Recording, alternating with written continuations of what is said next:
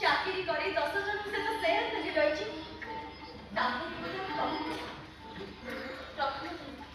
ପ୍ରଥମ ଥର ପାଇଁ ମୁଁ ନିଜ ଘରଟେ ପାଇଛି। ମୋ ଘର, ମୋ ଛୋଟ ଘର, କାହାର ବି ସେୟାର ନାହିଁ। ଆଗକୁ ସୁନ୍ଦର କରି ସଜେଇକି ରଖ।